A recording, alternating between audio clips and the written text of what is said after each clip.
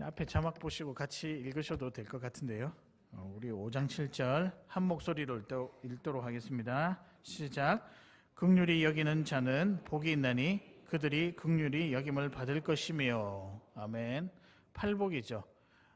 아마 작년에 저희가 네 번째 복까지 묵상하고 난 다음에 잠시 쉬었다가 설교 스케줄에 따라서 쉬었다가 이제 다시 그 스케줄에 따라서 시작하려고 합니다. 그래서 5, 6, 7, 8 우리 한 달 묵상하면서 마지막에 부활주일 또 3월 마지막 주일 부활주일이잖아요. 부활에 관한 은혜를 나누고자 합니다. 그래서 오늘의 말씀은 이 팔복 중에 긍휼이라고 하는 이 단어에 좀 집중을 맞춰 보고자 하는데요. 오늘의 말씀은 주의 사랑으로 사랑합니다입니다. 찬양 가사죠. 그래서 이 찬양 예전에 우리 많이 불러봤는데 주의 사랑으로 사랑합니다. 우리 한번 이 시간에 같이 불러보고 시작하도록 하겠습니다. 주의 사랑으로, 주의 사랑으로 사랑합니다.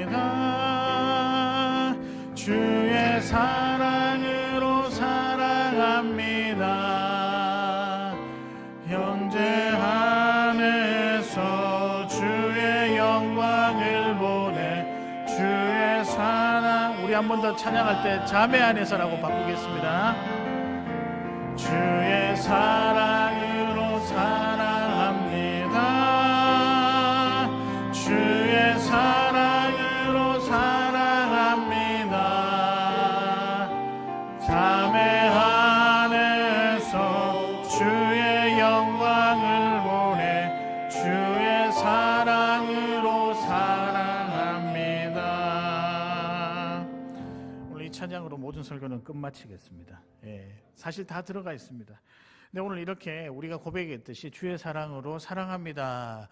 이 표현, 이 사랑이라고 하는 이 표현이 오늘 본문에 나와 있습니다. 어떤 단어일까요? 긍휼입니다. 긍휼. 긍휼을 쭉 펼쳐보고 또 성경 말씀에서 쭉 묵상하다 보면 긍휼은 사랑이다, 은혜다, 하나님의 은혜다라고 바꿀 수가 있습니다. 긍휼이란 말은 상대방을 향한 한 사람의 자세라고 이야기할 수 있는데요. 그런 의미에서 그 긍휼은 참 우리에게 귀한 것이다. 그 안에 사랑의 의미도 있고 은혜의 의미도 있으니까 귀한 것이다 라고 생각할 수 있습니다. 그래서 긍휼의 사전적 의미가 뭐냐 찾아보니까 자비를 가지다, 연민을 가지다, 불쌍히 여기다 라는 의미가 있습니다. 사실 만약에 이런 마음으로 모든 관계하는 사람들, 즉 여러분과 만나는 사람들에게 이런 마음으로 대한다면 우리들에게는 평화가 넘칠 것 같고 서로 사랑하고 서로 참 행복한 삶이 되지 않을까. 그러나 현실은 어떻죠? 그 반대로 흘러간다는 거죠. 그런 의미에서 오늘 우리 주님께서 산상순 많이 모인 그 산 위에서 모인 성도들에게 이렇게 이야기합니다. 너희가 서로 뭐하라? 긍휼을 베풀어라. 즉 서로 사랑하라. 지금 그렇게 살지 못하고 있는 것이 꽤나 마음이 아프니 하늘나라 성도들이여 긍휼히 여기며 서로 사랑하며 살자라고 하는 것이 산상순 전체에 나타나 있는 메시지라고 할 수 있겠습니다. 우리는 긍휼하며 살아야 돼. 긍휼히 여기며 살아야 되고 사랑하며 살아야 되죠. 그렇게 살고 싶습니다. 근데 그게 쉽지가 않죠. 왜냐하면 우리 안에 문제가 있다는 거죠. 어떤 문제냐? 우리는 사랑받는 걸 좋아하지 또 긍휼 받는 걸 좋아하지. 아니 조금 더 생각해 보면 긍휼 받는 것도 별로 좋아하지 않는 것 같아요. 왜냐하면 약해 보이니까. 그러나 누구에게 뭘 준다? 이게 익숙치가 않은 사람입니다. 긍휼의 마음, 사랑하는 마음, 은혜의 마음을 나눈다. 이게 현실 속에서는 그렇게 녹록치 않은 일이라고 할 수 있습니다. 여러분 그렇지 않습니까? 저는 그런 의미에서 볼 때 우리 오늘 본문은요 사실은 좀 의미가 파악하기에는 꽤나 쉽지가 않다. 왜냐하면 긍휼히 여기는 자는, 아니 긍휼히 여길 수 없는데, 우리가 그런 능력이 없는데 긍휼히 여기는 자는 복이 있나니 그들이 긍휼히 여김을 받을 것이며. 애시장소 죄 때문에 누군가를 사랑하고 또 은혜를 나눠주고 긍휼을 베푸는 것이 쉽지 않은 것으로 알고 있는데 오늘 본문은 긍휼히 여기는 자는, 우리가 긍휼히 여겨야 복이 있다 이렇게 해석할 수 있을까요?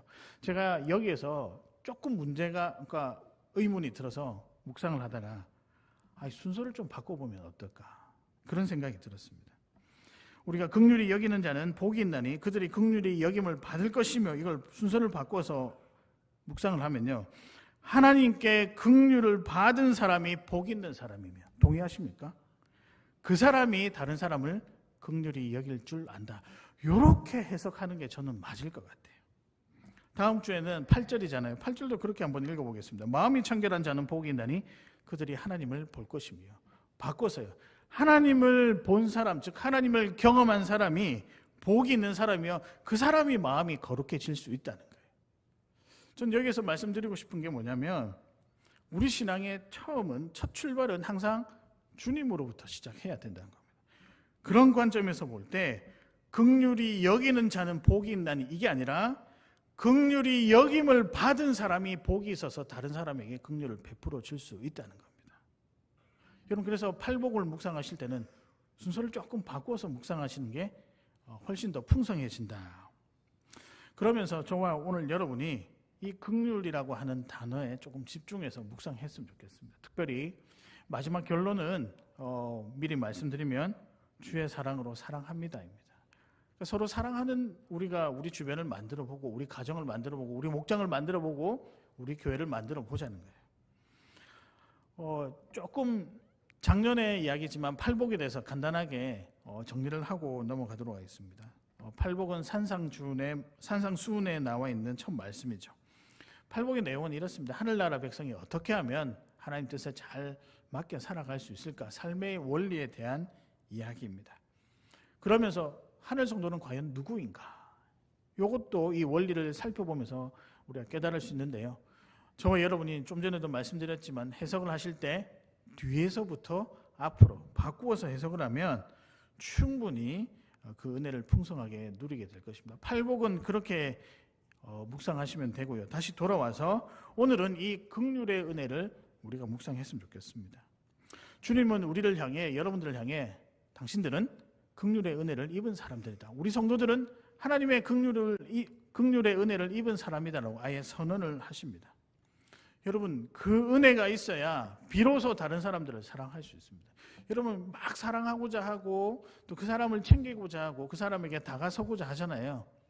근데 때로는 그게 잘 안 되는 이유, 잘 한다 하더라도 오랫동안 지속이 되지 않는 이유는 여러분이 주님께 받은 긍휼의 은혜를 가끔씩 잊어버릴 때가 있다는 거예요. 그걸 잊어버리게 되면 지속적으로 그 영혼을 사랑하고 품는 일이 쉽지 않게 된다는 사실입니다. 그래서 이 시간에는 우리 모두 꼭 기억해야 할 긍휼의 은혜는 무엇인가?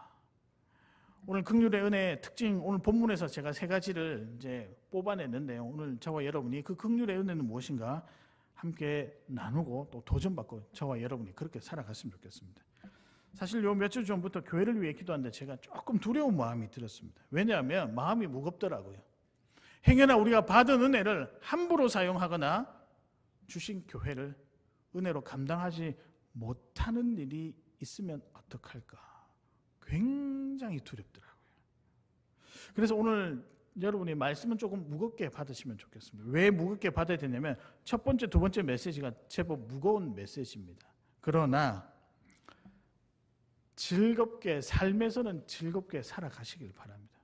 아니 무겁게 받았다라고 해서 무겁게 살아갈 이유는 없죠. 무겁게 받았지만 즐겁게 삶을 살아가신 여러분 되시기를 바랍니다. 그래서 오늘 저와 여러분이 이 시간에 꼭 기억해야 될 긍휼의 은혜는 무엇인가 함께 살펴보실 때 저와 여러분이 사랑 가득한 성도가 되기를 진심으로 바랍니다. 첫 번째입니다. 들어가겠습니다. 어떤 은혜인가? 그 긍휼의 은혜는 무엇인가? 첫 번째는 용서입니다. 용서의 은혜입니다. 용서의 은혜를 기억하라. 예수님의 긍휼로 받은 용서받은 은혜를 경험한 자임을 여러분께서는 꼭 기억하시기를 바랍니다. 우리에게 흔적이 하나 있다라고 하면 용서의 은혜의 흔적이 있는 사람이다. 그런 사람이 저와 여러분이 되시기를 진심으로 소망합니다. 제 이야기를 조금 해드리려고 합니다. 저 어릴 적에 친하게 지냈던 친구 몇 명이 있었습니다. 굉장히 몰려다니는 친구들이 있었는데요. 그때 이제 그 친구들과 함께 생활했던 제 모습을 조금 뒤돌아보니까 참 저는 이기적인 아이였다. 그다음에 참 자기 중심적으로 살았던 아이였구나라는 생각이 문득 들었었습니다.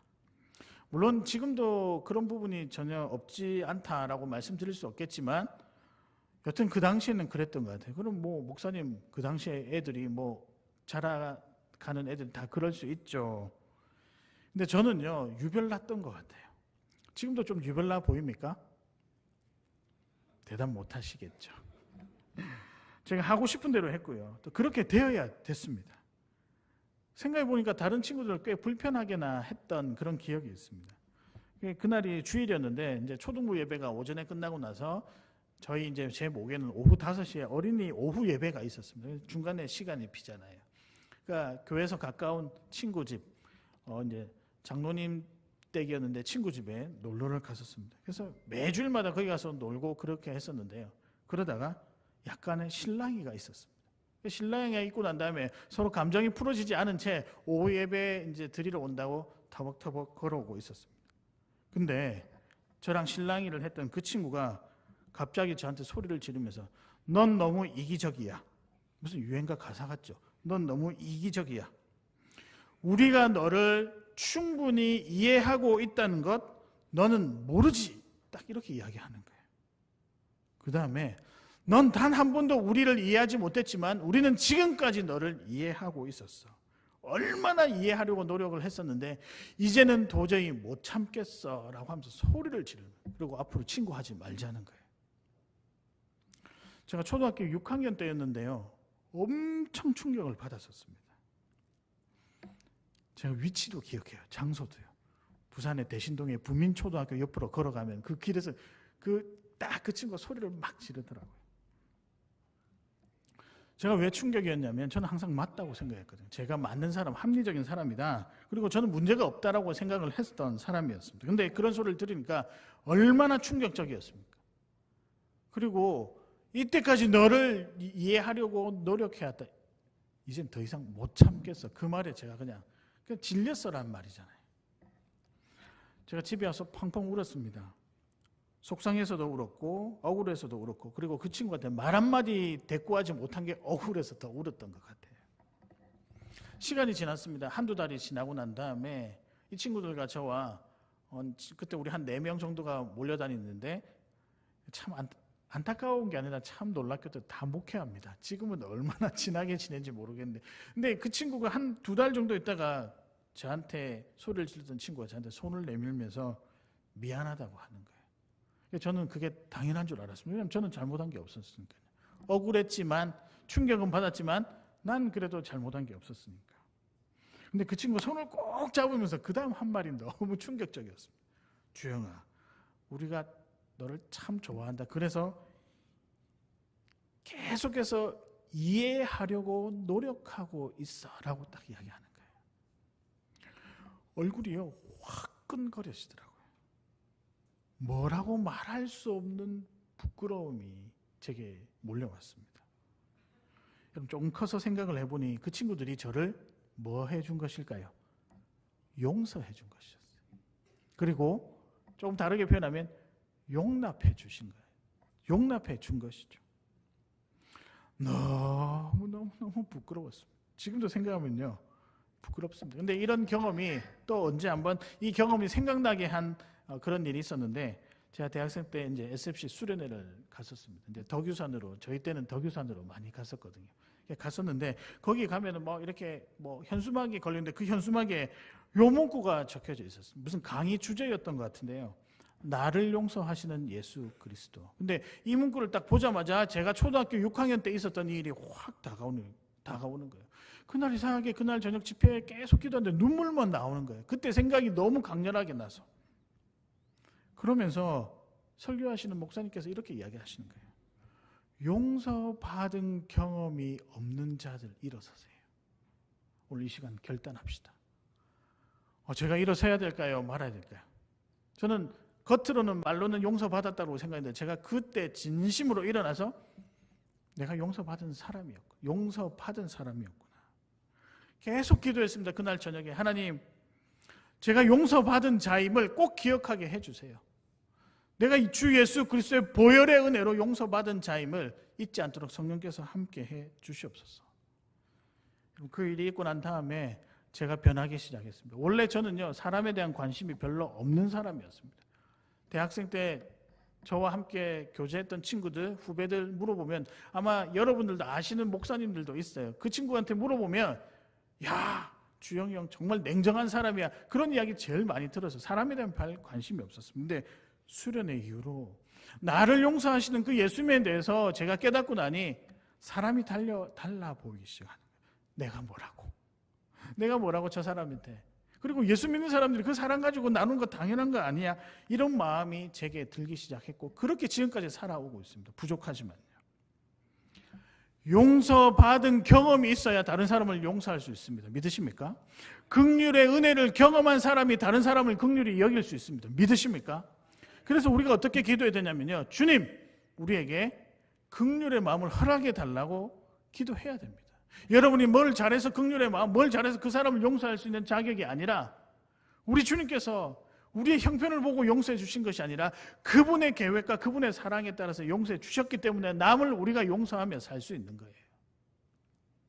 사도 바울도 그런 사람이죠. 이 용서를 경험한 사람입니다. 디모데전서 1장 13절에 보면 내가 전에는 비방자요 박해자요 폭행자였으나 도리어 긍휼을 입은 것은 내가 믿지 아니할 때 알지 못하고 행하였음이라.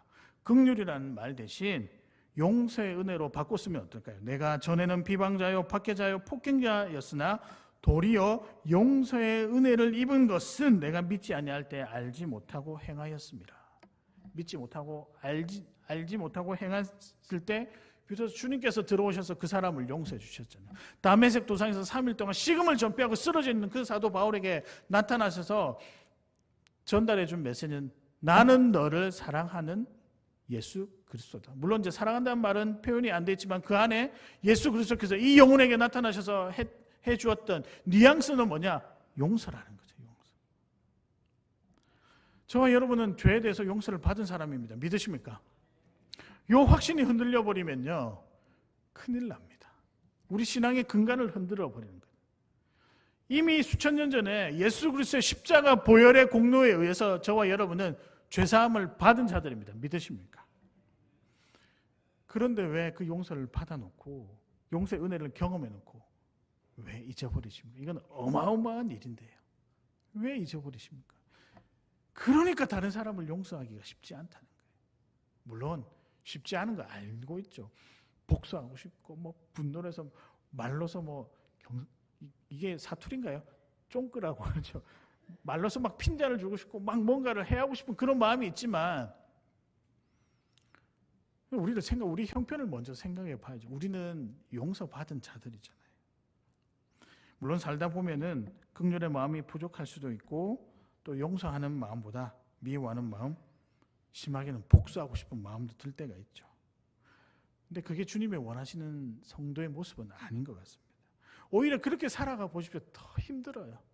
맞잖아요. 누군가를 미워하는 마음이 있는데 어떻게 따뜻하고 아름다운 것들을 분별해서 그걸 우리 것으로 받아들일 수 있을까요? 절대 그럴 일 없습니다.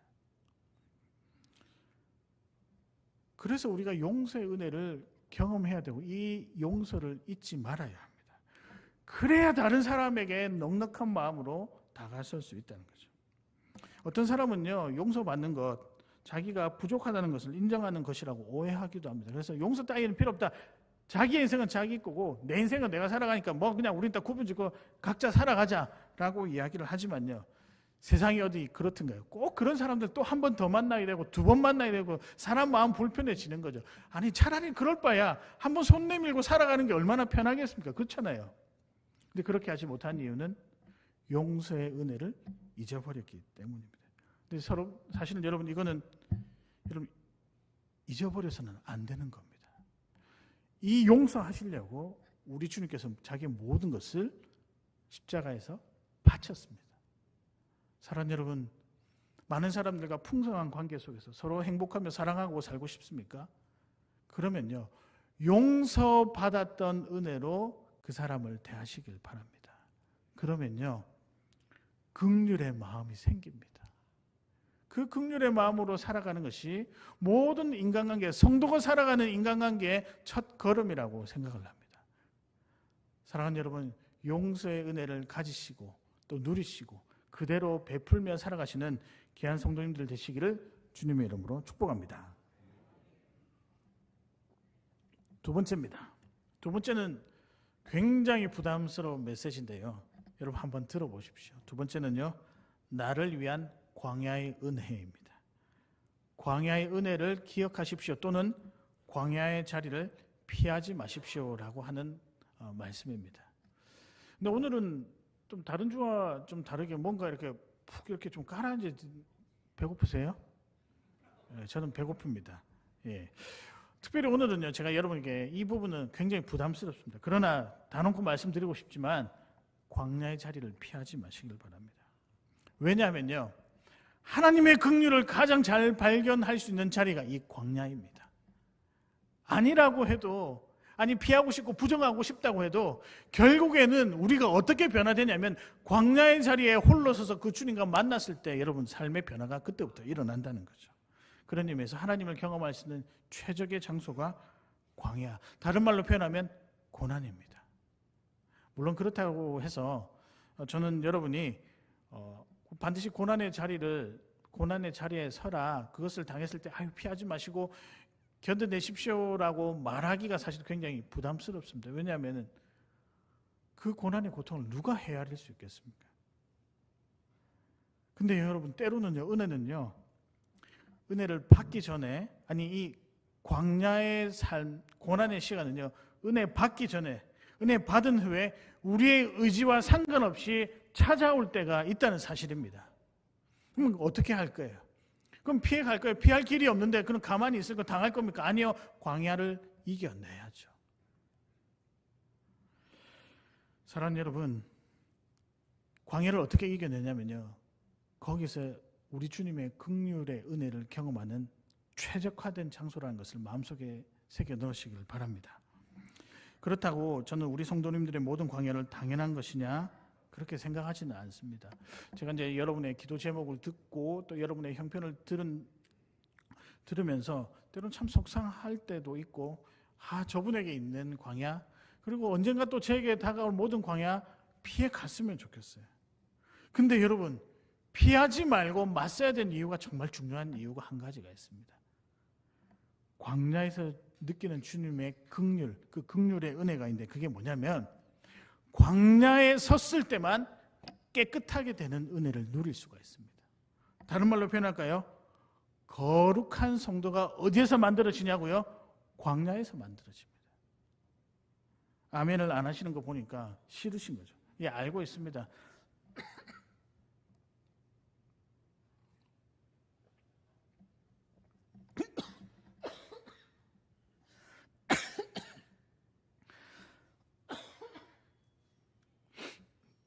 죄송합니다. 제가 물은 마셔야 되겠고 말은 하고 싶고 이게 동시에 겹쳐가지고 제가 왜 그 광야에서 긍휼의 은혜를 기억하라고 했고, 또 그것이 우리가 깨끗하게 되는, 거룩하게 되는 영광이 있다라고 말씀은 드렸지만, 되게 여러분께서 아멘 안 하신 이유를 알고 있습니다. 싫거든요. 굳이 왜 하필 거기서 우리가 깨끗해져야 되니까. 아멘 하고 싶지 않아요. 저라도 안 할 것 같아요. 그럼에도 불구하고 아멘 해주신 분들은 너무 감사합니다. 근데 여러분, 우리가 좋을 때는요, 귀한 것이 보이지 않습니다. 아시잖아요. 제가 굳이 말씀드리지 않아도 모든 상황이 좋을 때 감사할 수 있을까요? 아니거든요. 넉넉한 마음이 있으면 더 많이 넉넉한 마음을 품어서 감사할 수 있으리라고 생각을 하지만, 우리는 때로는 이기적이어서 그래, 내가 이 정도 누려야지 하고 넘어갈 때가 있습니다. 그렇지만 그러면 여러분 삶에 어떤 성숙도 없고 정말 우리가 감당할 수 없는 일들이 밀려왔었을 때 그것을 냉정하게 바라볼 수 있는 힘이 다 사라져 버리는 거예요. 그래서 때로는 광야가 필요할 때가 있다는 겁니다. 그러나 제가 이 말씀 전하면서도 계속 마음속으로는 힘든 게, 여러분에게 고난을 받아들이십시오. 말은 그렇게 그 광야의 자리를 피하지 말라고 말씀은 그렇게 드렸지만, 저는 여러분에게 고난이 없었으면 좋겠어요. 모르겠고 다른 사람들은 모르겠지만 창원교회 성도님들에게 있어서는 고난이 없었으면 좋겠어요. 왜냐하면 저도 고난의 시간을 조금 겪어보니까 이게 만만치 않거든요. 만만치 않은 게 아니라 녹록치도 않을 뿐더러 피하고 싶거든요. 근데 여러분, 제가 그때 하나 깨달은 게 있습니다. 이때가 아니면 여러분의 죄를 씻을 기회가 없습니다. 거룩해질 수가 없어요. 거룩이 습관이 돼요. 내 삶으로 다가오는 이 일이 광야가 아니면 도저히 감당할 수 없다라는 거예요. 콱 인이 박힌다고 이야기를 해야 될까요? 우리가 믿음을 가지고 성도가 되었지만 여전히 죄의 찌꺼기가 있고 흔적들이 남아 있습니다. 그것이 혈기로 나타날 수도 있고요, 무지로 나타날 수도 있고, 이기적인 마음으로 나타날 수도 있고, 자기를 방어하는 기제로 나타날 수가 있는 거죠. 죄의 흔적들입니다. 반드시 제거를 해야 됩니다. 왜냐하면 이걸 제거해야 아름다운 하나님께서 주신 은혜와 그 은혜가 주신 삶을 맛볼 수 있기 때문이죠. 근데 우리 스스로 제거할 수 있을까요? 열심히 해보십시오. 되는가요? 절대 안 됩니다. 가야 됩니다. 가서 광야에 있을 때 환경적으로 내가 아무것도 할 수 없고 내가 부르짖은 내 힘이 아무것도 없다라고 깨달아지는 그 순간에 하나님이 그때부터 일하시기 시작합니다. 여러분의 때를 벗겨내시는 거죠. 마치 이태리 타올로 때를 벗겨내는 것처럼 하나씩 하나씩 벗겨내시면서 설명해 주시면서 다 벗겨내고 나니까 그 자리가 어떤 자리다? 거룩한 자리다. 여러분, 그런 사람이 있잖아요. 그래서 저는 광야를요, 하나님의 집중 케어를 받는 시간이다. 모세도 그랬잖아요. 여러분, 모세가 어디에서 훈련받았을까요? 출애굽 백성들에게, 그 바로에게 나아가기 전에 약 한 10여 년의 세월을 어디에서 훈련을 받았을까요? 광야에서 훈련받았습니다. 왜 광야였을까요? 왜 사막이었을까요? 40년 동안 이끌고 가야 되는데 거기에 대해서 최적화되어야 되지 않겠습니까? 미리 훈련시킨 거예요. 근데 훈련시키면서 하나님이 때를 벗겨냈습니다. 애굽이라고 하는 때를 벗겨낸 거예요. 그들이 가진 생각과 그들이 가진 문화와 그들이 가진 여러 가지 우상을 섬겼던 흔적들을 다 떼어져 버린 거예요. 그리고 난 다음에, 준비시키고 난 다음에 모세를 보냈습니다. 그러니까 모세가 담대하게 10가지 재앙에 맞서서 출애굽하려고 힘을 내지 않겠습니까? 40년은요, 그 40년을 위해서, 그 40년을 다른 말로 표현하면 광야생활 40년은 거룩한 성도가 되는 길입니다. 그 중에 여전히 되지 못한 자들도 있고 되지 못한 자들, 마지막 끝에 가서 심판받잖아요. 다윗도요, 그런 의미에서 광야를 걸었던 사람입니다. 목사님, 다윗은 제가 볼 때는 참 귀한 왕이었고 잘못한 거 별로 없을 것 같은데 그에게도 뭔가 해결을 해야 될 죄의 찌꺼기가 있었습니다. 그건 다름 아니라 교만이라고 하는 죄의 찌꺼기죠. 다윗이 생각보다 교만했습니다. 그러니까 인구조사도 하잖아요. 다윗이 생각보다 교만하니까 밧세바를 범하잖아요. 그 인생이 그런 인생이었습니다. 근데 그가 어릴 적에 훈련은 분명히 받았어요. 사울 왕의 교만한 모습을 보고 쓰러져가는 그 광경을 보면서 반면교사로 삼고 나는 저렇게 살면 안 되겠다. 훈련을 했음에도 불구하고 때론 실수할 때가 있는 거죠. 그러나 다시 뉘우치고 돌아올 수 있는 것도 광야에서 훈련을 받았기 때문입니다. 하나님은 여러분들을요, 광야를 통해서 거룩한 백성으로 만들고자 합니다. 이 은혜를 경험해야 때로는 여러분, 광야에서 흔들려가며 힘들어 살아가고 있는 성도들에게 손 내밀고 위로해 줄 수가 있는 거예요. 여러분, 저는 그렇게 생각합니다. 제가 그런 고민을 많이 했거든요. 하나님, 저는 어떤 인생입니까? 왜 나에게 어려운 힘든 경험들을 하게 하십니까? 왜요? 근데 제가 결론 내린 게 있어요. 코로나를 지나면서 여러 가지 가정의 상황들을 지나면서 내린 것은, 나는, 성도는 자기만을 위해서 살아가는 사람이 아니라 반드시 다른 사람을 위해서 살아가는구나. 그래서 제가 때로는 아픈 성도님들의 마음을 조금이나마 이해할 수 있는 거고요. 자녀가 오랫동안 생기지 않아서 힘들어하시는 그 마음을 조금이라도 알 수 있을 것 같아요. 그 당시는 참 힘들었거든요. 근데 지금 생각해 보니까 광야의 은혜 가운데 나를 버리고 내가 아닌 다른 사람 위해서, 내가 아닌 교회를 위해서, 내가 아닌 하나님 나라를 위해서 살아갈 수 있도록 하나님께서 훈련시켰던 것 같아요. 근데 저와 여러분도 지금 그런 시기를 걷고 있는 것 같습니다. 사랑하는 여러분, 광야의 자리가 부담스럽죠.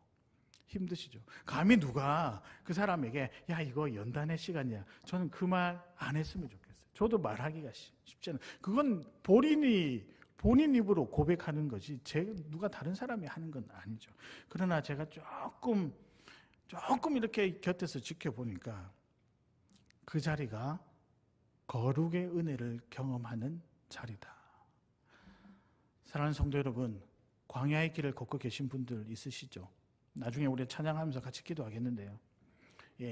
그 길이 쉽지 않은 것이라고 생각을 합니다. 그러나 그 광야길 안에도 은혜가 있습니다. 다름 아니라 거룩하게 되는, 깨끗하게 되는 은혜가 있습니다. 그래서 광야의 길을 피하지 말라라고 조심스럽게 말씀드리는 거죠.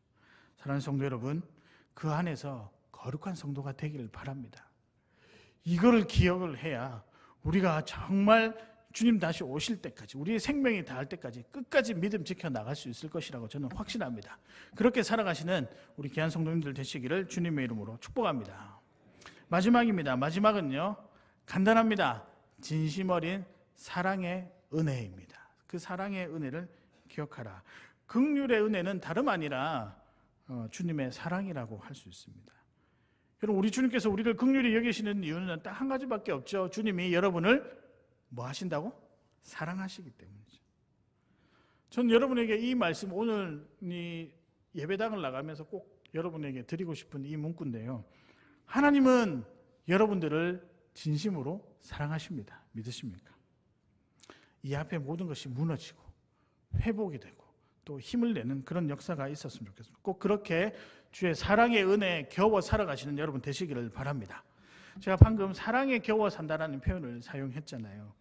어떤 사람이 이렇게 표현하면 사랑에 겨워 사는데 배가 불렀구나라고 이야기하기도 하고, 뭐 또 사랑에 겨워 살아야 될까? 주님 사랑 이제 그만 받아도 된다. 뭐 이렇게 이야기하는 사람도 있고, 어떤 사람은요, 아이고 늘 주셔도 고맙다, 감사하구나라고 고백하는 사람도 있습니다. 사실 우리는 두 번째처럼 살아야 되거든요. 늘 감사하면서 그 사랑에.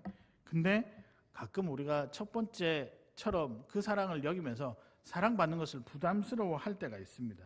그런데요, 우리는요, 사랑받을 수밖에 없는 사람이었기 때문에 사랑하며 살아가는 것이 맞습니다. 왜냐하면요, 특별히 여러분 기억하십시오. 뭘 우리가 자격이 되어서 사랑받느냐? 절대 아닙니다. 그렇기 때문에 있는 모습 그대로 주님께 나아가도 상관없다는 거죠.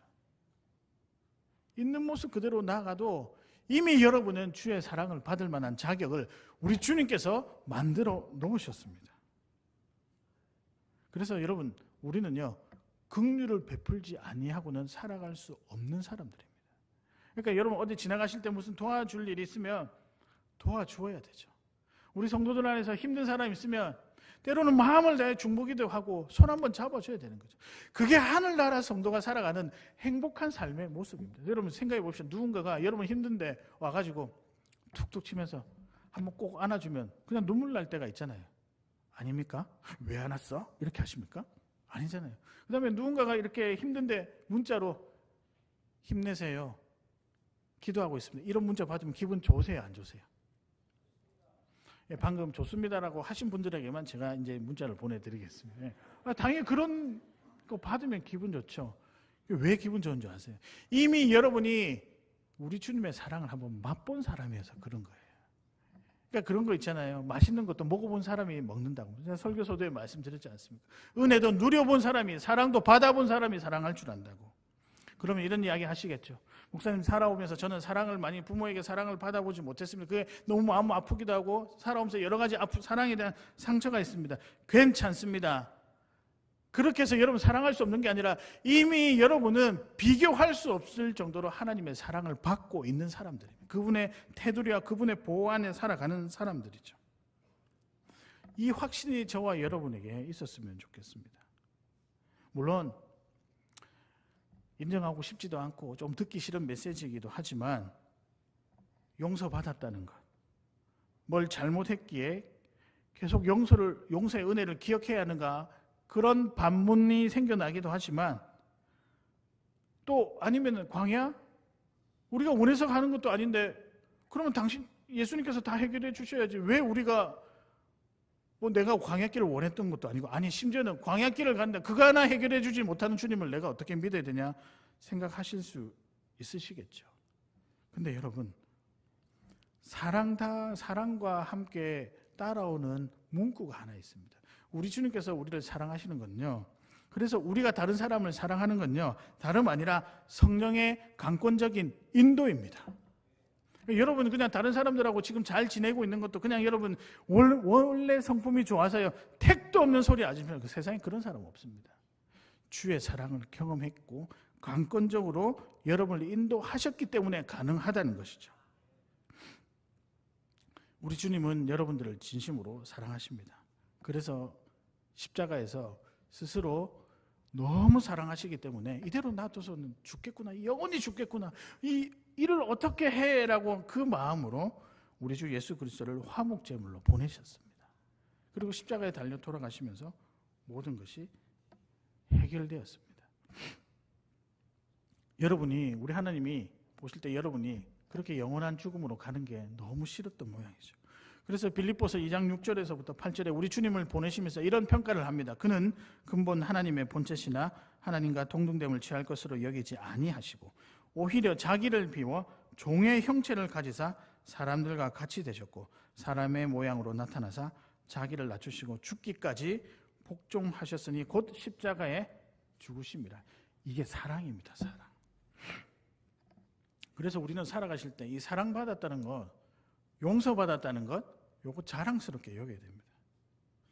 그런 자랑스러운 마음이 들 때 비로소 광야의 길이 여러분의 연단의 길이었다라고 고백할 수 있는 거죠. 제가 속된 표현으로 사랑은 예수님의 보험이라고 생각을 합니다.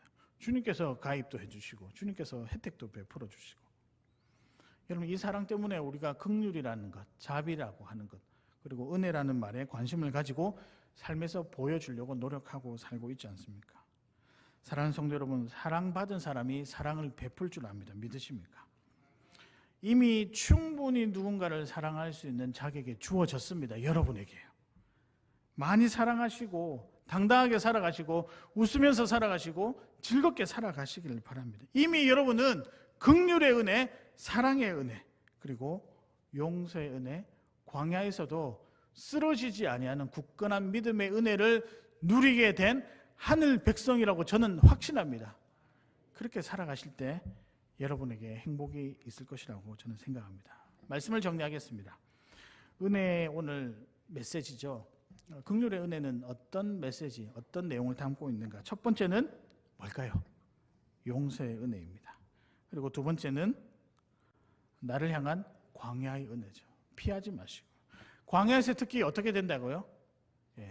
쉽게 표현하면 목욕한다라고. 깨끗하게 되는 거죠. 거룩하게 되는 거죠. 그리고 마지막은 사랑이죠. 너무 비교할 수 없는 사랑. 제가 이 말씀을 준비하면서 우리 성도님들 위해서 기도하면서 그냥 마음이 좀 힘들었습니다. 왜냐하면 지금도 광야의 길을 걷고 계시는 분들이 있거든요. 말 못하고 답답하기도 하고 막연하고 너무 두려우니까 살아가는 게 참 부담스럽다라는 생각이 들 때가 있습니다. 저 어떻게 위로해드릴까 하다가 다름 아니라 여러분의 그냥 이 말씀 드리고 싶더라고요. 이미 여러분은 용서를 받았습니다. 믿으십니까? 그렇기 때문에 여러분에게 다가오는 고난이 여러분이 잘못돼서 다가오는 고난이 아닙니다. 여러분 용서받은 자인데 잘못해서 그런 거 아니에요. 오해하지 마십시오. 때론 살다가 그럴 일이 있을 수 있습니다. 아니면요 정말 하나님께서 여러분을 연단시키려고 그러실 수도 있겠죠. 그건 제가 몰라요. 근데 여러분이 뭘 잘못해서 받는 고난은 아니라는 것을 좀 기억하셨으면 좋겠습니다. 왜냐하면 하나님은 여러분 너무 사랑하시거든요. 광야 자리에 있을 수 있습니다. 광야의 길 걷고 있을 수 있어요. 저도 그 광야의 길을 통과하면서 확실하게 느꼈던 것은 힘들다가 아니라 주님이 나를 너무 사랑하시네, 주님이 나를 끝까지 사랑하시네, 주님이 나를 끝까지 인도하시네, 요걸 느꼈어요. 물론 모르겠어요. 아직까지 저도 고난의 의미가 말씀에서 어떻게 해석한지 책을 여러 권 읽어봐도 딱히 마음에 드는 답은 없었지만 그래도 그거와 반대로 하나님은 여러분을 사랑하시는데 이게 더 크게 다가오더라고요. 고난의 길을 걷고 계신 분들에게 오늘 저는 여러분에게 딱 이 한마디로 위로 드리고 싶습니다. 주의 사랑으로 사랑합니다. 여러분들을. 사랑하는 성도 여러분, 한 주가 또 시작됩니다. 어쩌면 어떤 분에게는 고난의 한 주가 시작될 수도 있고요, 어떤 한 주에게는 뭐 그런 거 없이 평안한 하루가 시작돼요. 다 똑같아요. 그 높낮이가 다르지 않다는 겁니다. 그러나 확실한 것은 여러분은 주의 긍휼하심을 입은 자라는 사실을 꼭 기억하시고 승리하며 달려나가시는 우리 귀한 성도님들 되시기를 주님의 이름으로 축복합니다.